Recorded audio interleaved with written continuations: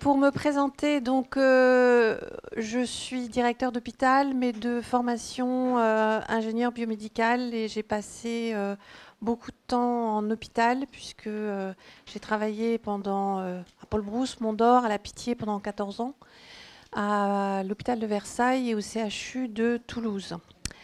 Et c'est mon premier poste en administration centrale.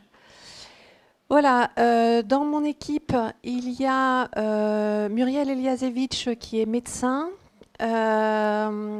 virologue d'ailleurs, et qui m'a rejoint il n'y a pas très longtemps. Et, et puis, il y a également Audrey Christophe, qui est directeur d'hôpital et qui s'occupe plus de la structuration et des aspects finances.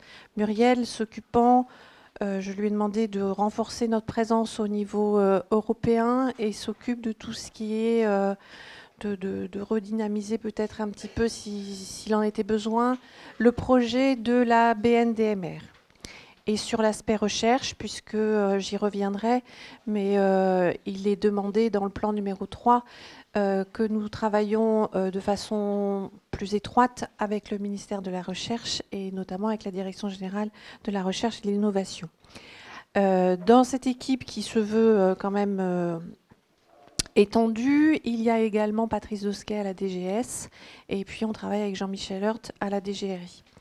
Alors, l'objectif, et vous me poserez, j'imagine, pas mal de questions, j'ai essayé de répondre en vous faisant une présentation un petit peu globale, effectivement, de où on en est sur le plan numéro 3, mais on parlera également de l'appel, un projet qui est en cours. Alors, le plan numéro 3, nous avons la chance en France d'en être à notre troisième, puisque le plan numéro 1 a démarré après effectivement une mobilisation et des associations et des professionnels pour qu'il existe en 2004. Donc nous avons une expérience en France par rapport aux autres pays membres de l'Union européenne assez lourde. Et il s'est étendu jusqu'en 2008. Il y a eu une interruption, entre guillemets, entre 2008 et 2011. En 2008, ce premier plan, ce qui est marquant et ce qu'on peut en retenir, c'est le fait que les maladies rares deviennent un enjeu de santé publique en France. Et il y a eu la première labellisation des... alors 131, ils ont un petit peu bougé entre-temps, bien évidemment. Enfin, vous voyez que ça remonte à assez longtemps, cet appel à projet. En 2011, il a été décidé donc de prolonger avec un plan numéro 2 qui initialement était prévu jusqu'à 2014 et qui a été prolongé de 2 ans puisqu'il y avait certaines actions qui méritaient en fait d'être prorogées et toutes les actions n'avaient pas pris leur essor, il fallait continuer. Donc ce qu'on peut noter pendant cette période, ça a été la mise en place des filières de maladies rares et également les lancements des travaux de la BNDMR. En juin 2016, la ministre de la Santé, en association avec le ministre de la Recherche, a annoncé qu'elle confiait à 2 personnes qualifiées, j'y reviendrai, la charge de réfléchir pour qu'il y ait un plan numéro 3. Mais j'y reviendrai. Sur l'actualité, en dehors de ce troisième plan, donc la labellisation des centres de référence, sachant que nous avons fait dans un premier temps l'ensemble des maladies rares et en deuxième temps, mais prochainement, l'objectif étant qu'à l'été de cette année, tous les centres aient eu une actualisation de cette labellisation, et également pour les 3 autres filières, pour les pathologies SLA, hémo et mucoviscidose. On continue bien évidemment le déroulement des plans d'action des filières de santé maladies rares, mais je pense que vous en avez déjà parlé ensemble. Et également, et je vais y revenir aussi, l'installation des réseaux européens, puisque depuis le 15 décembre, la quasi-totalité a été approuvée et donc labellisée en tant que réseau européen. Un petit rappel sur les missions. Donc, nous avons aujourd'hui en France 23 filières.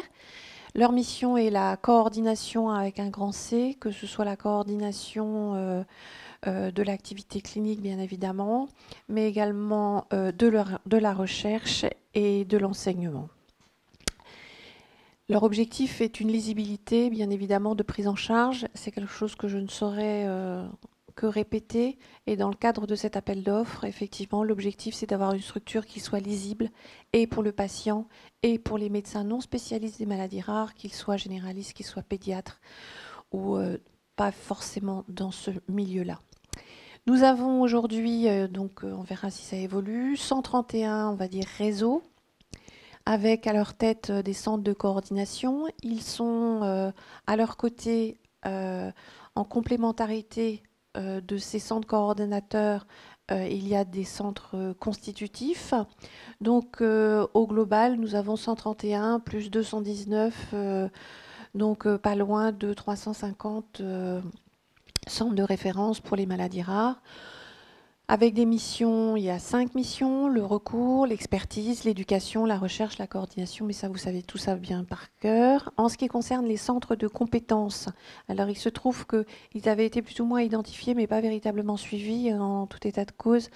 Ils n'avaient pas véritablement été labellisés, c'est pour ça qu'on les a réintroduits dans le processus pour qu'ils puissent avoir cette reconnaissance, et on essaiera de faire un petit peu comme dans les autres pays anglo-saxons, une reconnaissance avec un logo véritablement affiché de ces centres de compétences, parce que entre les bases de données anciennes du ministère et Orphanet qui a essayé de faire vivre ces centres de compétences, on s'aperçoit qu'effectivement il y a de la dérive, et puis leur évaluation n'a pas été forcément faite au fil de l'eau.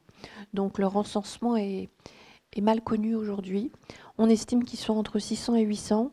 Et leur mission, c'est le diagnostic, la prise en charge et la coordination, de rentrer dans ce réseau.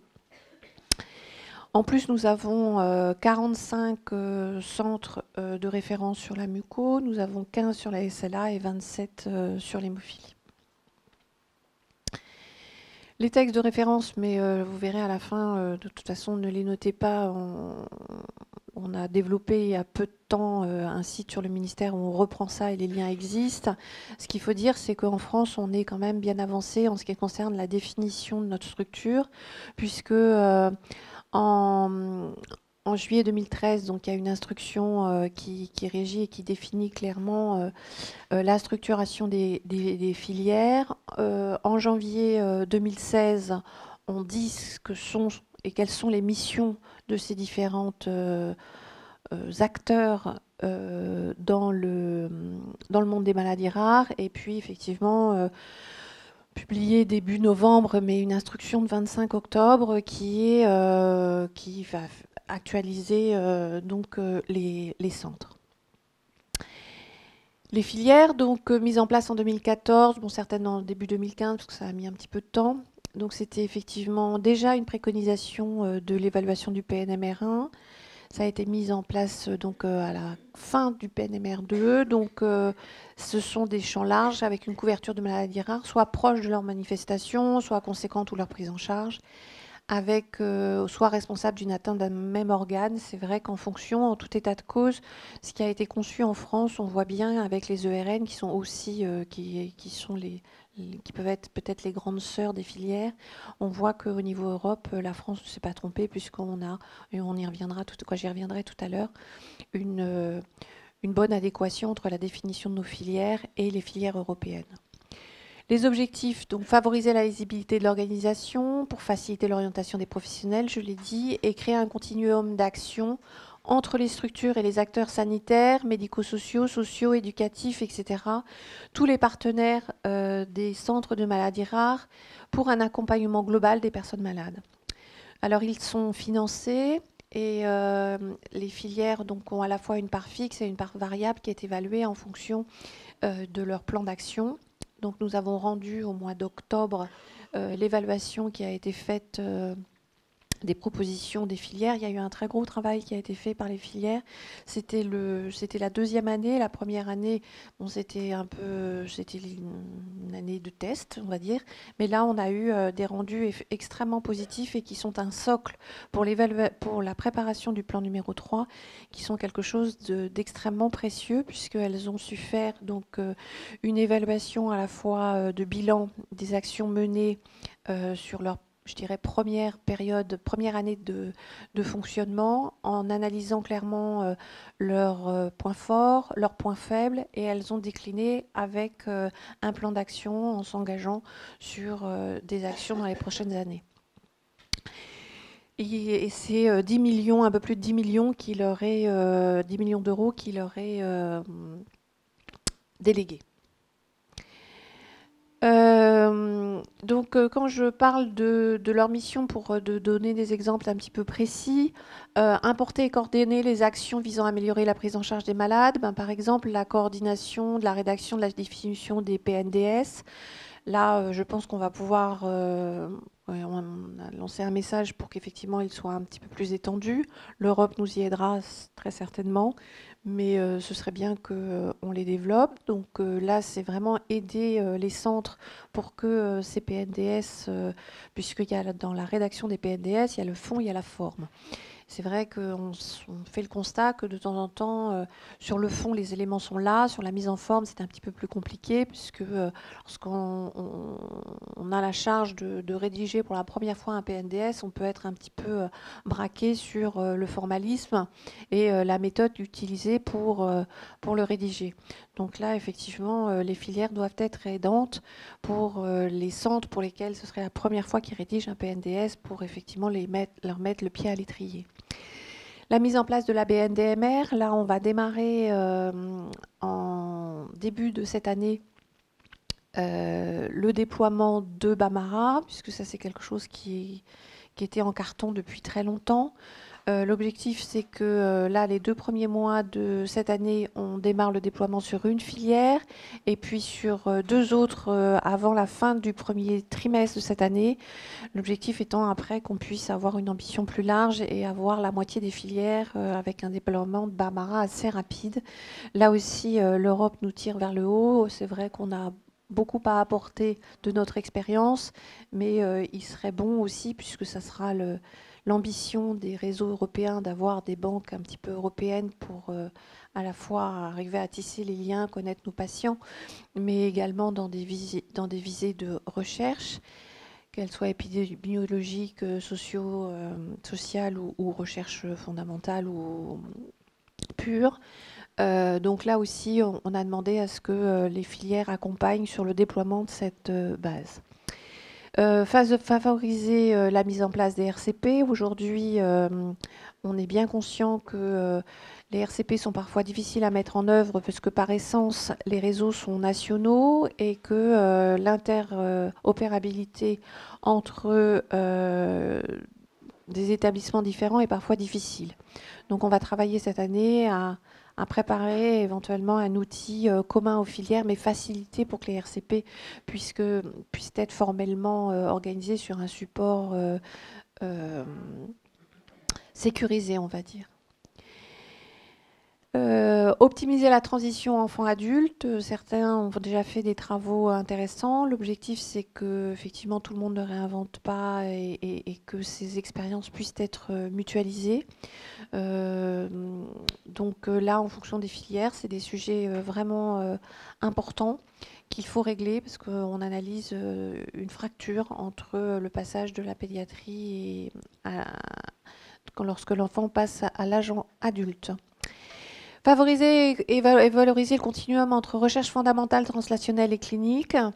Donc là, on a donné une dotation cette année aux filières pour qu'ils puissent aider à cette coordination. Je reviendrai sur les acteurs, mais il est important qu'elles puissent en leur sein et que vous puissiez entre vous vous coordonner.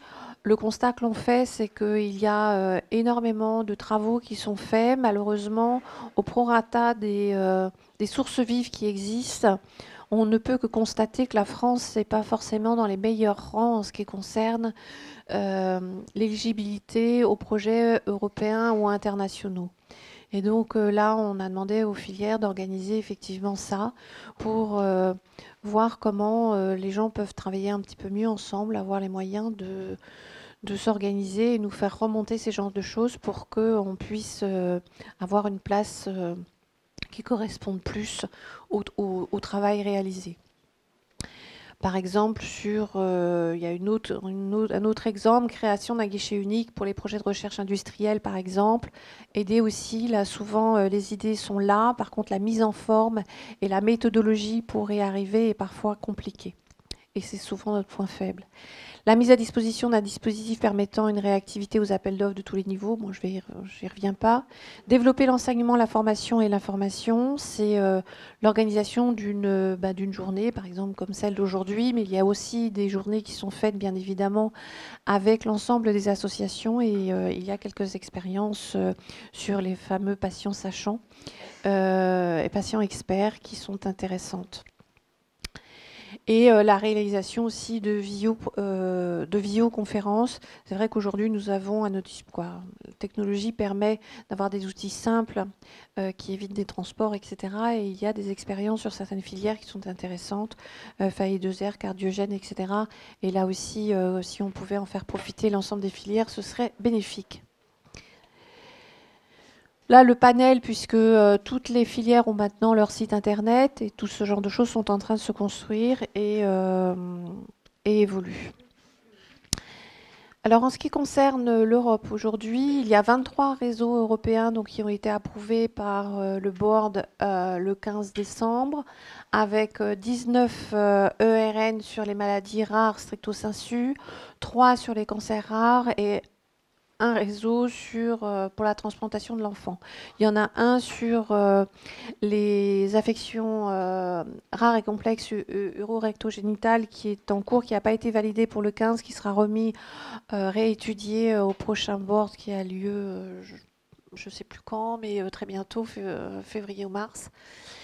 Au global, sur ces 23 ERN, à quoi ça correspond? C'est 370 hôpitaux dans les 25 pays de l'Union européenne et la Norvège y est raccrochée, avec au global 960 centres d'expertise.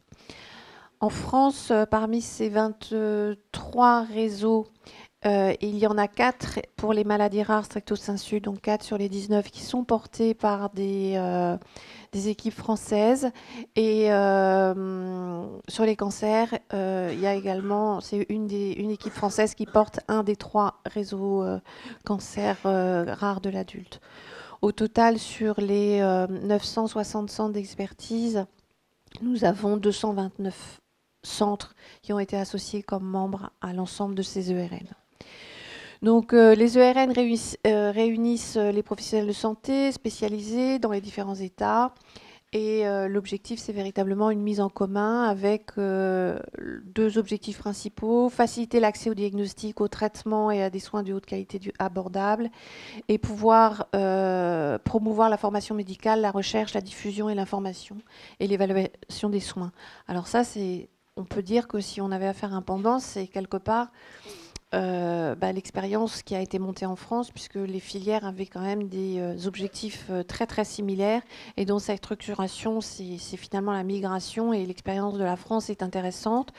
Nous sommes donc, on va renforcer notre présence au comité d'experts et au board, et nous allons, il y a le 8, 9, 10 mars, le premier congrès qui réunit l'ensemble des réseaux. Nous y serons bien évidemment présents, et l'expérience que l'on a sur, par exemple, les règlements intérieurs des filières, leurs fiches de route, toute cette structuration, on va essayer que la France apporte son expérience sur ces sujets-là. D'autres pays ont bien évidemment des avances sur d'autres sujets, mais si chacun pouvait apporter ses avances, ça permettrait que globalement nous avancions. Là, c'est juste la liste pour vous donner un petit peu, vous montrer que les filières en France, qui existent depuis plus longtemps, finalement, on trouve une bilatérale avec les réseaux européens qui est assez claire. La France ne s'est pas trompée, ou l'Europe a repris, je ne sais pas. J'ai pas l'historique, mais on voit qu'il y a un vrai lien et une véritable cohérence. Maintenant, pour revenir sur les centres de référence français, donc juste pour dire qu'effectivement, ils peuvent être monosites ou multisites. Monosite, c'est lorsque ce site, il y a uniquement un coordonnateur, et puis multisite quand effectivement ils sont portés par un coordonnateur des constitutifs. Ils sont financés par une MIG, qui finance uniquement les centres de référence. Les centres de compétences ne sont sur les maladies rares, en dehors de la SLA, les MO et la MUCO ont une organisation un peu différente, mais sur les maladies rares ne sont aujourd'hui pas financés. Les missions, je vous les ai abordées tout à l'heure, donc je ne vais pas passer trop de temps là-dessus. Sur les missions de coordination, donc l'objectif de ce CRMR, c'est d'identifier, d'animer au sein de sa filière son propre réseau. Il intègre également, au même titre que les filières, les associations de malades dans leurs activités, dans la gouvernance de leur réseau. Et ces associations doivent être associées à la définition de ces objectifs. D'ailleurs, dans l'appel à projet, nous demandons l'avis effectivement des associations pour que la voix des malades puisse être également entendue.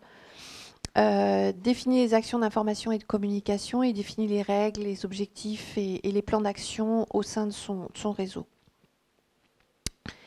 Et bien sûr, tout ça doit être coordonné au sein de la filière. Les missions d'expertise, donc sur l'organisation des réunions de coordination, l'élaboration des PNDS avec les acteurs de son réseau, les recueils épidémiologiques, mais Rémi Choquet vous en parlera sur la BNDMR. Les missions de recours, bon, je ne vais pas m'appesantir, vous les connaissez.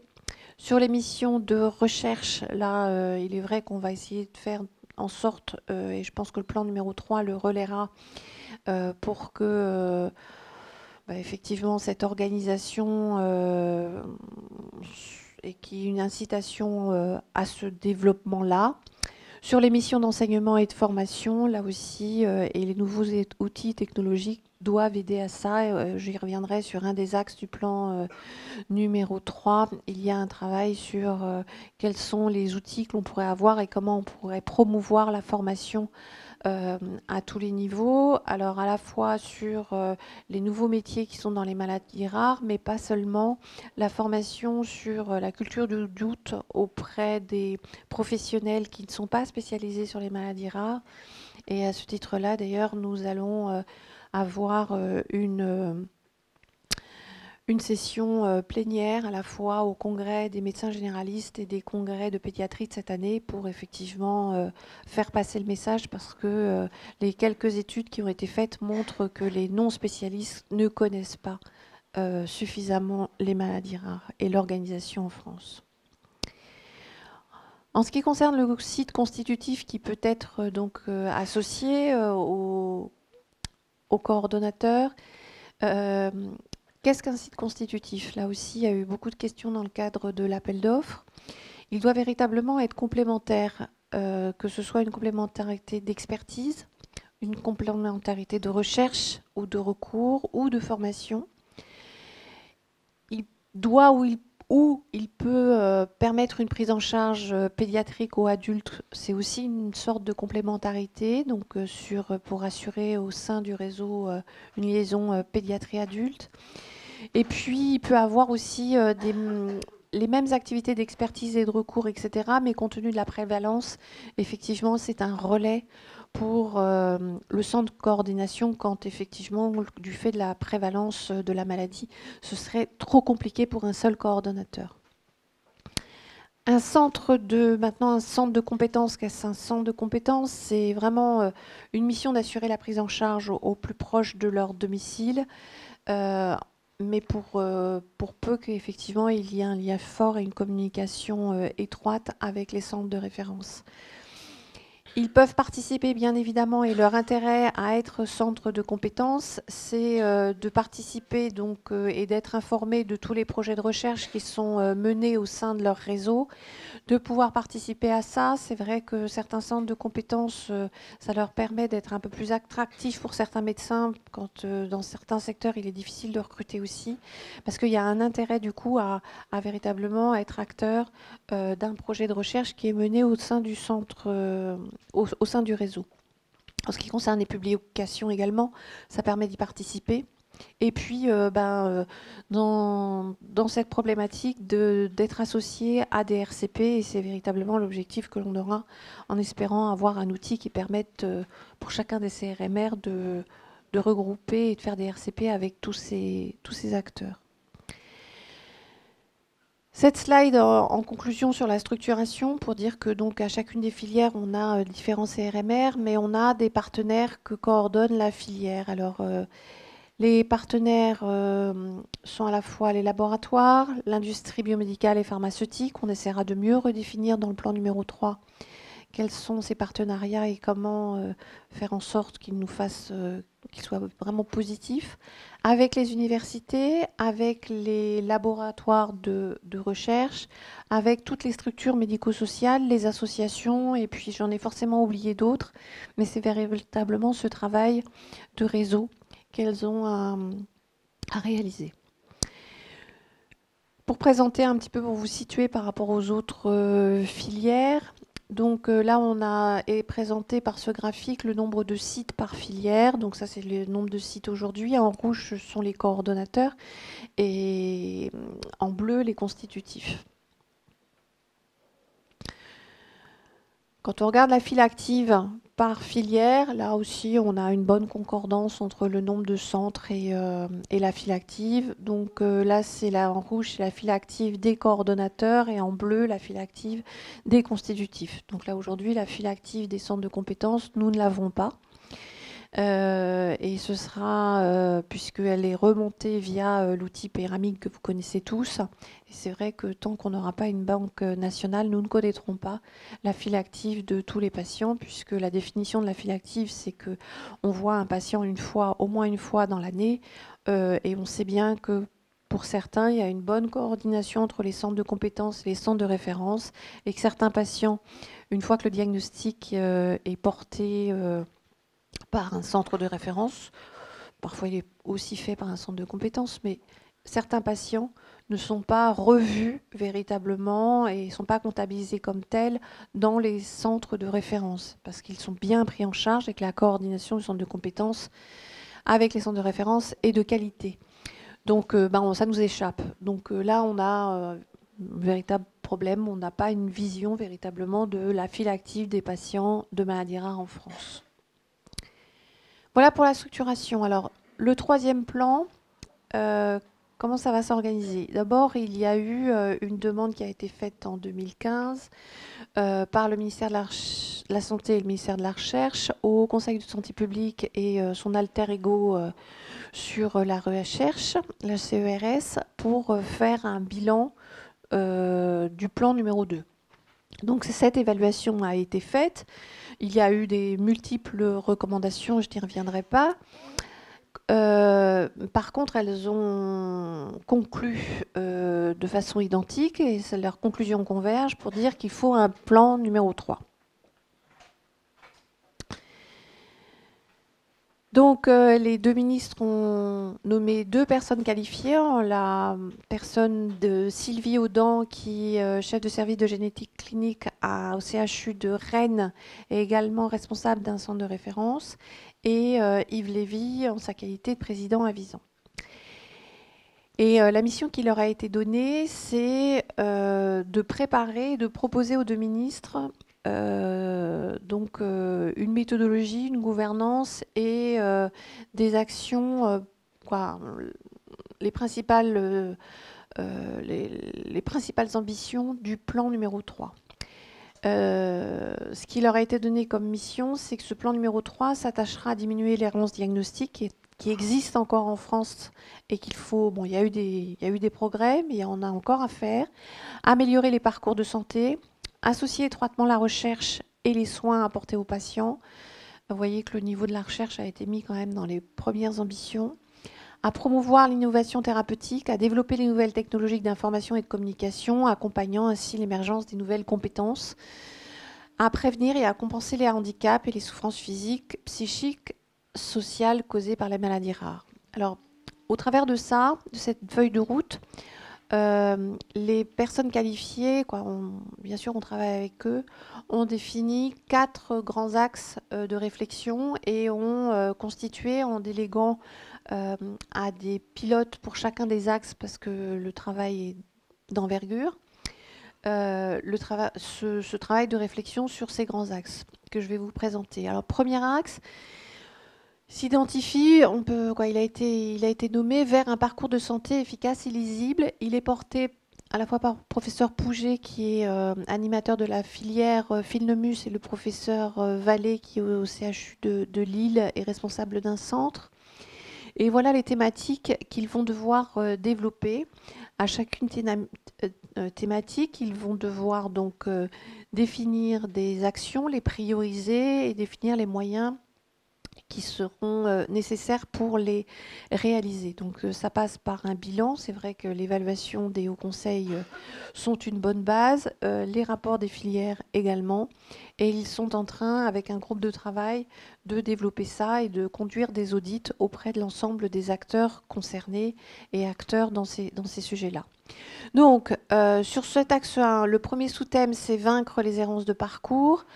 Donc, pour arriver à bien identifier les moments du parcours de soins et les errances associées sur la partie, ils ont décliné donc le parcours classique que vous connaissez, l'annonce diagnostique, la transition enfant-adulte, les RCP, mieux appréhender les situations d'urgence. Véritablement, ils ont identifié des moments phares qui parfois étaient bloquants dans le parcours. Et j'ai oublié les soins palliatifs et l'accompagnement de vie.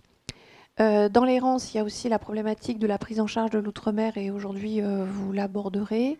C'est vrai pour toutes les filières, c'est compliqué. Ce qu'on peut observer globalement, c'est qu'à La Réunion, il y a eu une organisation qui fait que ça fonctionne plutôt bien. Par contre, côté Guadeloupe, Martinique, c'est plus compliqué. Donc là, il y a une réflexion et il va falloir voir comment est-ce que le plan numéro 3, alors que cette action-là était déjà déclinée dans le plan numéro 2, force de constater que les avancées ne sont pas à la hauteur des ambitions du plan numéro 2. Alors maintenant, comment transformer pour que on aborde le sujet différemment pour qu'il puisse être résolu. Optimiser et harmoniser la prise en charge. Les PNDS, il faudrait qu'ils soient... Ils sont peu nombreux finalement, et au regard du nombre de maladies, il serait nécessaire qu'il y en ait davantage. Accompagner et soutenir les malades et leurs familles, accompagner la prise en charge médico-sociale, c'est quelque chose de fort qui est important. On voit encore soit une mauvaise application des textes existants, soit des textes sur lesquels et des organisations qui sont pas bonnes et qui posent de gros problèmes dans le parcours de santé des patients. La prise en charge psychologique aussi, à la fois que ce soit pour le malade et pour les aidants, ça a été quelque chose qui a été remonté et qui pose problème.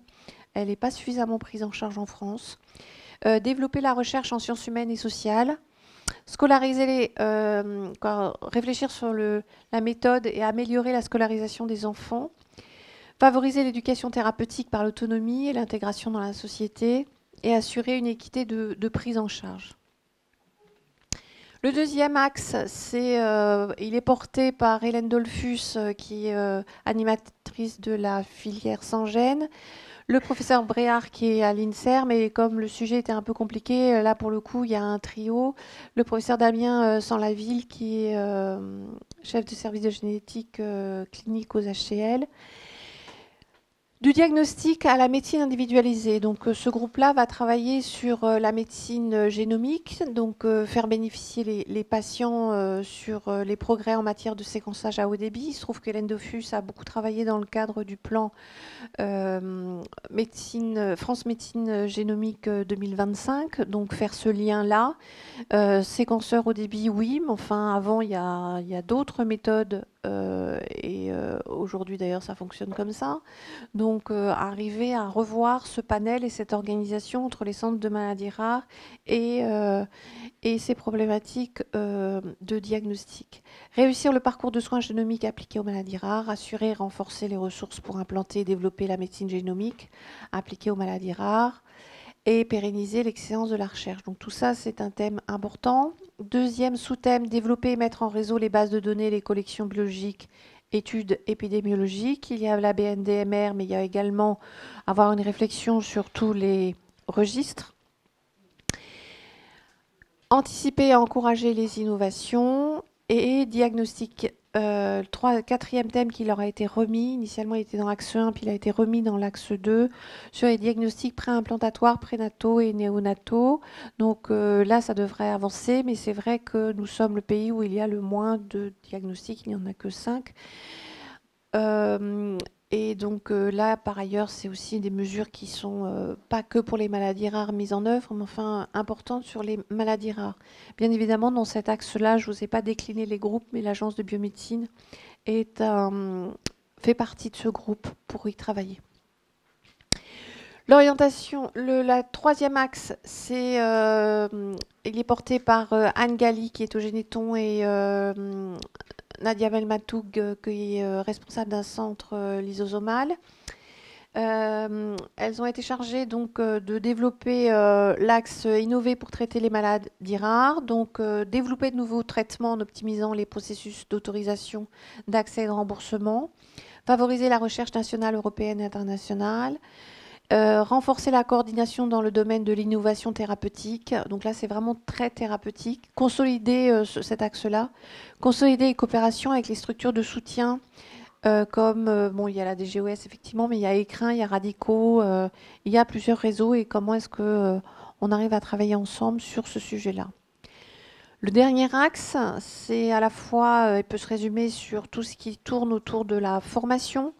Donc, formation des professionnels dans les maladies rares, mais pas que, je l'ai dit.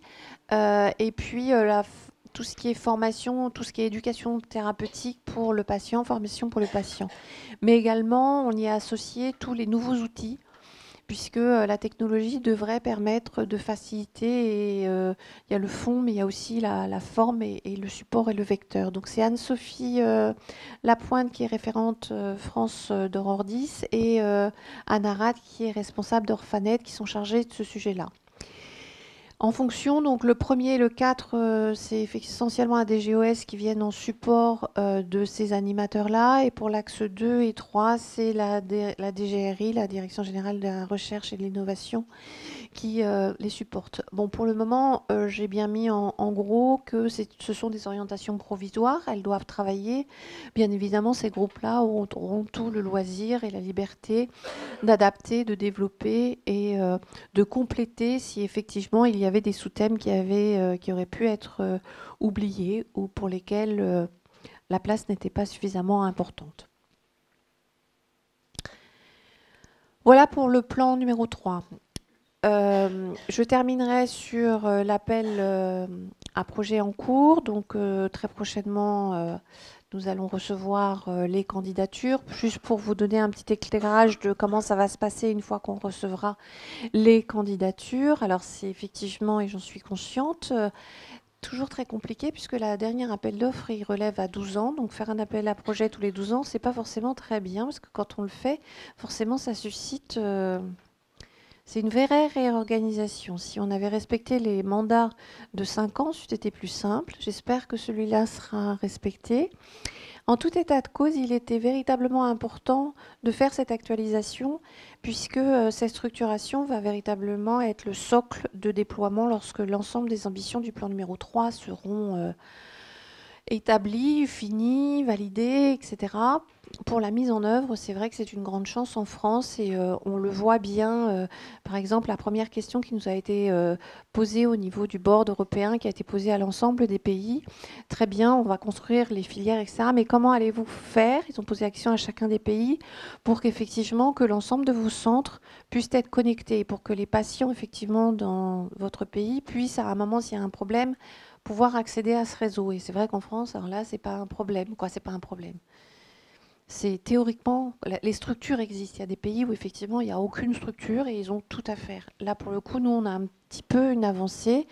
Mais c'est vrai qu'à la fois pour la connexion, mais aussi pour la communication et la mise en œuvre de ce plan numéro 3, bon, la déclinaison avec une structure établie et actualisée sera d'autant plus, pas aisée, mais théoriquement possible, quoi. Voilà, on va pouvoir décliner et on a quand même les vecteurs et les réseaux qui permettent de communiquer lorsque les actions seront données.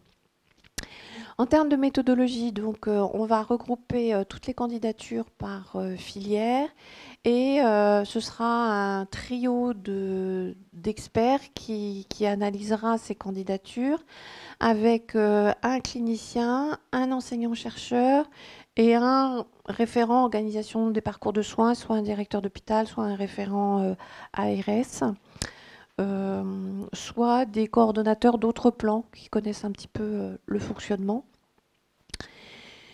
Et alors, on a fait en sorte pour avoir des cliniciens qui connaissent les maladies rares, parce que c'est une organisation un petit peu, quoi, faut rentrer quand même dedans. On fera en sorte que ce soit des cliniciens qui connaissent les maladies rares, qui analyseront les dossiers, mais qui, bien sûr, seront indépendants de la filière, des candidatures de la filière qu'ils analyseront. Après, ils devront rapporter devant un jury qui est composé, donc, bien sûr, de deux présidents, un directeur d'hôpital, un représentant d'ARS, un président d'université, un représentant des associations des malades, deux animateurs de filière et il y a encore deux membres qui sont encore à définir. On verra en fonction de la finalisation complète. L'idée, c'est que on a prévu de faire ça en 2 temps parce qu'on se doutait que ce ne serait pas simple d'avoir, en faisant cette nouvelle labellisation qui n'avait pas été faite depuis très longtemps. On aura un premier temps qui sera où le jury pourra acter, compte tenu de la clarté et du respect des objectifs de lisibilité de cet appel d'offres, sur une labellisation, je dirais, immédiate, ou un refus total en disant de toute façon, ça n'a ni queue ni tête, donc un refus total. Donc un premier temps. Et puis après, on est conscient que de temps en temps, il y a des présentations où on demandera des aménagements. Donc on rentrera en échange avec ces centres-là pour effectivement dire que la candidature en l'état ne peut pas être acceptée, mais qu'il y a des aménagements qui sont proposés pour pouvoir y retravailler et faire une labellisation qui sera revue dans un deuxième temps au plus tard 4 mois après. Par exemple, ces aménagements, ça peut être une requalification de certains centres de compétences ou certains centres constitutifs. Ça peut être aussi deux candidatures qui nous sont présentées sur les mêmes pathologies, sur lesquelles on estime qu'il n'y aura pas, il n'y a pas de logique entre les deux, pas de bonne articulation, et donc une mauvaise lisibilité, ça générait une mauvaise lisibilité pour les patients et les médecins généralistes. Donc on demandera un aménagement entre ces deux candidatures-là. Voilà, il y aura aussi d'autres cas qui arriveront, mais c'est pour ça qu'on a prévu, parce que sinon c'était rejet et on recommençait pour relancer. Voilà, le calendrier, donc 26 janvier la clôture, du 27 au 31, nous on est en train de vérifier, on vérifiera l'admissibilité administrative, on va dire, puisqu'on a demandé avec ces candidatures qu'il y ait l'engagement du directeur de l'établissement où se trouve chacun des centres, et puis l'engagement de la responsable médicale également. On a demandé, on regardera effectivement, mais ça n'a pas de caractère obligatoire, l'avis de la filière, s'il y a effectivement des courriers d'association, mais ça n'est pas forcément obligatoire non plus. Et puis s'il y a la cartographie, puisqu'on l'a demandé. Et puis, deuxième semaine de février, deuxième semaine de mars, on aura une transmission des candidatures aux rapporteurs experts, avec également certaines rencontres avec les animateurs de filière, très certainement, pour arriver à discuter des sujets, tout en sachant que les experts auront c'est leur propre choix, leur propre décision qui sera faite. C'est pour mieux rentrer, mieux comprendre effectivement comment la gouvernance de cette filière fonctionne et si les dossiers bien mesurer le contenu des dossiers. Et le 27, 28, 29 mars, il y a la première audition des rapporteurs experts devant le jury. Voilà, je pense j'aurai des questions, tout en sachant que nous avons maintenant depuis 2 mois un site, parce que moi quand je suis arrivée sur le ministère de la Santé, il y avait rien sur les maladies rares. Je trouvais ça un petit peu dommage. L'objectif de cette rubrique maladies rares sur le site du ministère de la Santé n'a pas vocation à faire concurrence bien loin de là avec tous les sites des filières, les sites de la plateforme, puisqu'on a une plateforme avec Maladies Rares Infoservice, avec Orphanet, avec la Fondation Maladies Rares et avec les sites de toutes les associations. Enfin, il semblait quand même important qu'au niveau du ministère de la Santé, on ait quand même quelque chose quand on va dans l'information. Donc on renvoie à, bien sûr, on fait des liens avec tout ce qui existe déjà, mais on y a déposé également, parce que c'était pas facile à trouver, à la fois les plans qui sont le plan numéro 2 qui soit en français ou en anglais, et toutes les actualités, on l'a utilisé aussi pour déposer les candidatures, vous l'avez bien vu, et la foire aux questions, pour essayer de répondre aux multiples questions que nous avons eues. Je vous remercie de votre attention. Vous n'avez pas du tout parlé finances et je voulais savoir si dans le plan numéro 3, il y avait quelque chose de prévu pour les centres de compétences. Alors, d'abord, le plan numéro 3, donc, il est en cours d'élaboration, donc les moyens ne sont pas encore déclinés. Donc là, je ne peux pas m'engager aujourd'hui pour vous dire quoi que ce soit, puisque c'est en cours de construction. Alors, il est vrai que c'est souvent abordé sur la problématique de la meilleure valorisation, meilleure reconnaissance de l'activité des centres de compétences. Pour le moment, c'est loin d'être acté, ce que je vous dis là. L'idée, c'est que, vous savez, dans le rapport Véran, il a été pointé du doigt, effectivement, qu'il y avait une problématique sur la difficulté de reconnaissance des consultations longues et complexes. Donc ça, c'est en train d'être mis en place. Cette année, ça va être expérimenté parce que, bien évidemment, ouvrir ce champ-là en global, et puisque ça fait autant sur les séjours, il y a eu des révisions multiples et variées sur la valorisation des séjours en ce qui concerne l'activité externe. Elle est stable, hein. C1, C2, C3, ça fait 15 ans que ça dure, même plus que ça. Donc là, il va falloir effectivement qu'on réfléchisse par rapport à ça, avec une problématique pratico-pratique, hein. C'est qu'on ne peut pas non plus faire éclater le budget de la Sécu, qui a déjà bien éclaté. Donc il va falloir quand même qu'on ait des règles. Donc on va essayer d'y travailler, et dans cette réflexion globale qu'il y a au ministère sur l'ensemble, puisqu'il n'y a pas que les maladies rares, hein. Donc ils vont commencer par la diabétologie, mais il va y avoir aussi tout ce qui est douleur, quoi. Il y a plusieurs centres de référence qui sont dans cette difficulté-là, mais dont les maladies rares. Donc on va profiter en 2017 de regarder quelles sont les règles qui permettraient effectivement une meilleure valorisation des centres de compétences. Mais pas de financement MIG qui est prévu pour le moment. Puisque la MIG, elle n'est pas là pour suppléer l'activité, elle n'est pas là pour suppléer véritablement la recherche, elle est vraiment là pour mettre en place des moyens de coordination. Et ça, je le dis au centre, mais je vais le dire aussi au directeur d'établissement, et je vais le dire aussi au directeur des finances. Vous nous dites qu'il y a une parfaite adéquation entre les filières européennes et les filières à la française, et ce n'est pas du tout nous ce qu'on a vécu en France, puisque une bonne partie du dossier était quand même beaucoup plus proche d'un dossier d'accréditation d'un service hospitalier que d'un dossier de filière nationale. Et on aurait beaucoup aimé qu'en France, les filières puissent candidater en tant que telles et que les candidatures ne soient pas service par service. Et ça n'a malheureusement pas été possible. Donc c'est vrai que ça aurait pu être envisagé. Je pense que, je fais mandat honorable là-dessus et j'en ai bien conscience. Je pense qu'il faut que la France soit plus acteur et plus présente, force de proposition au sein du board, c'est évident. Là, Muriel Eliasevich, soit on y va à deux, soit elle y va avec Patrice Dosquet, soit moi j'y vais, mais on commence à avoir une position un peu plus acteur que passif quand même. Mais néanmoins, c'était un peu compliqué puisque la règle devait être commune à tous. Donc il aurait été difficile de faire une exception pour la France alors que les filières n'existent pas. Les filières, elles ne prennent pas en charge les patients proprement dit.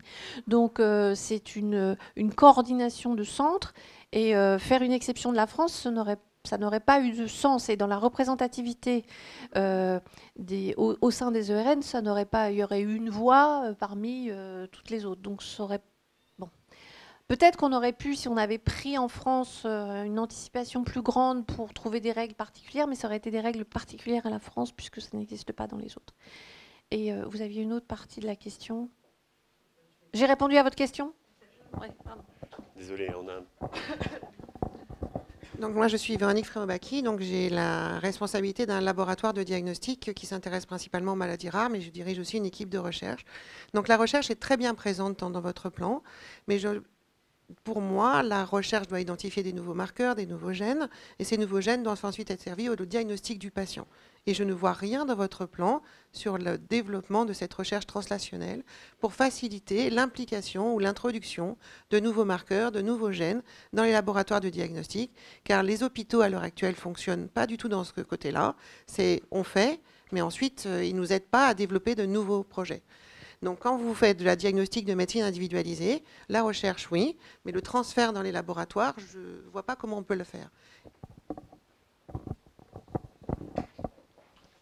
Alors ça, ce sera... Bon, ça va peut-être être... moi, je vous invite à rejoindre un petit peu et à contacter Hélène Dollfus par rapport à ces sujets-là, qu'elle le connaît bien, cette problématique en plus. Hein.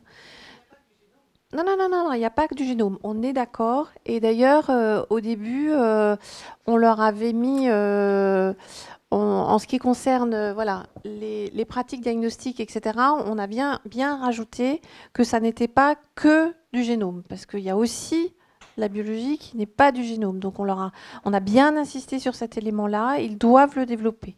On est vraiment en cours de construction. Hein. Donc, on en a conscience. Ça doit être intégré.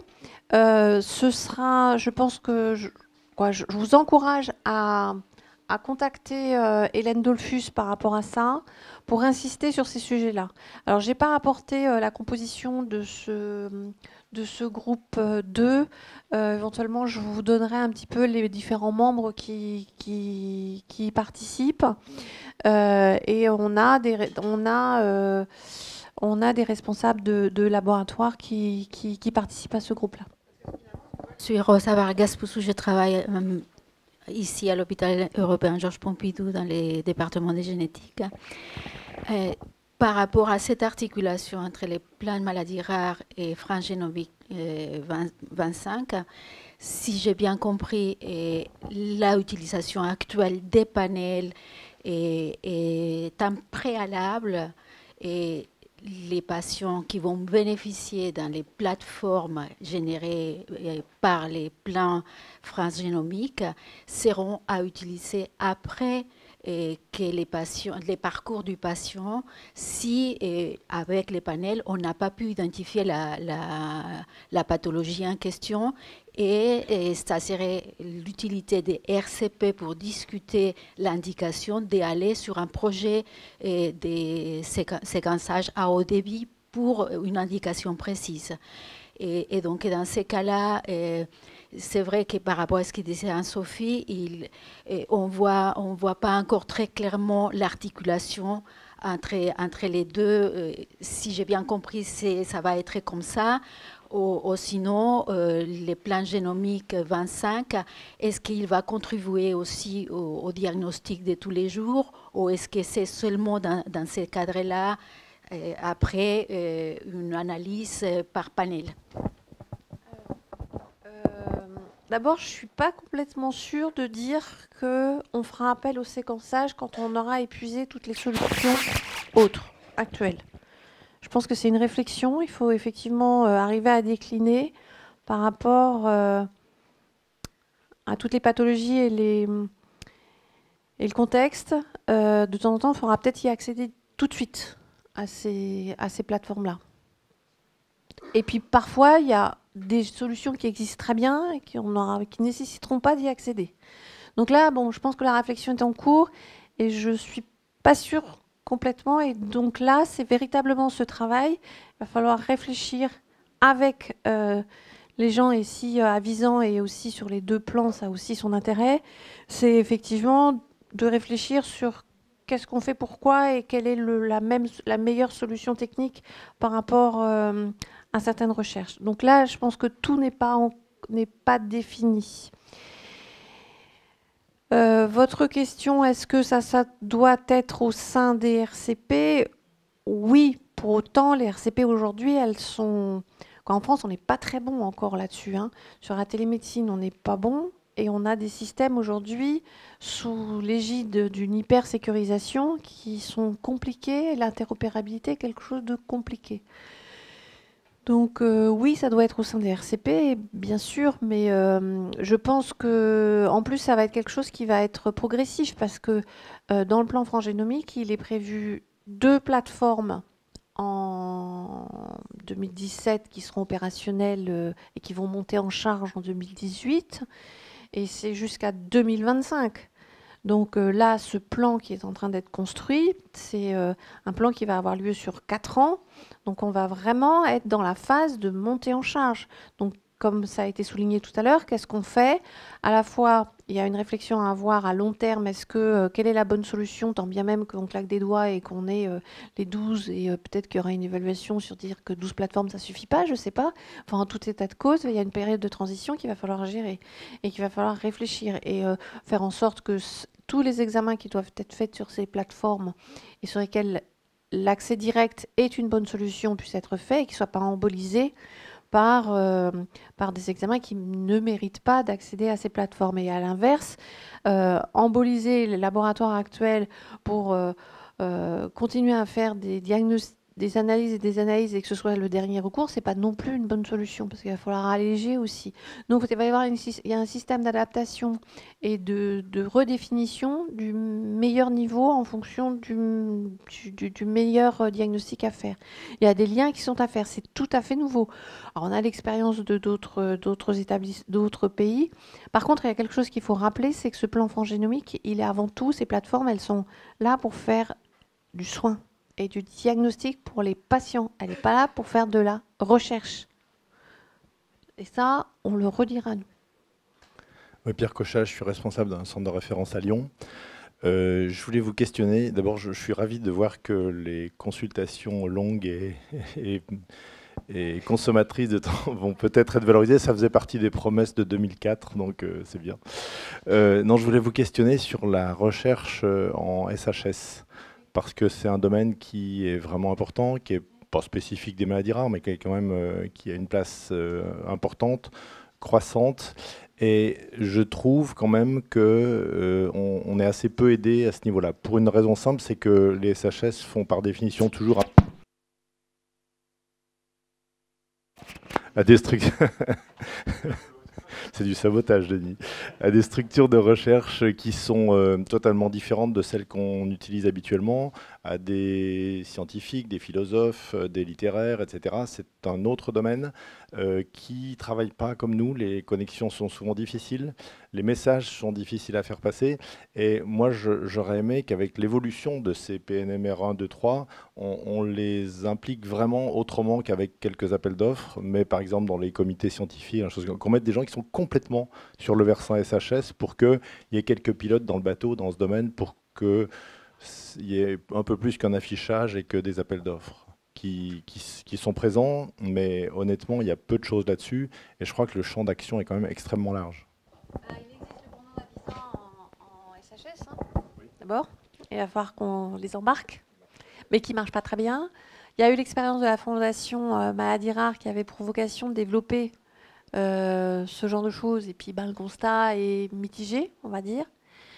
Donc là aussi, je suis désolée parce que c'est en cours de réflexion, mais ça a été un des thèmes on l'a pas oublié. On l'a pas oublié, il faut véritablement réfléchir à ça parce qu'on a bien conscience qu'il y a un développement à faire.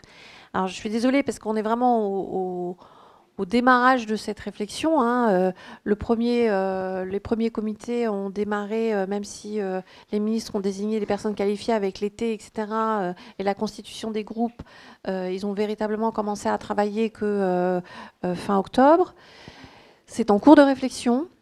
Là aussi, si c'est un sujet qui vous intéresse, je vous invite à contacter, c'est pour ça que je vous ai mis leur nom, les coordonnateurs des projets pour vous rattacher aux gens qui vont être chargés de ce projet-là. Mais on l'a inscrit parce qu'on a conscience, mais en France, on n'a pas trop de structure non plus. Et c'est quand même gênant. Alors, c'est pas la problématique, c'est qu'arriver à faire reconnaître c'est ennuyeux pour les maladies rares, mais pas que pour les maladies rares. Donc c'est pas au travers du plan de maladies rares qu'on va régler la problématique du développement des structures de recherche en SHS. Donc il va falloir que... Mais c'est une opportunité de la souligner, vous avez raison.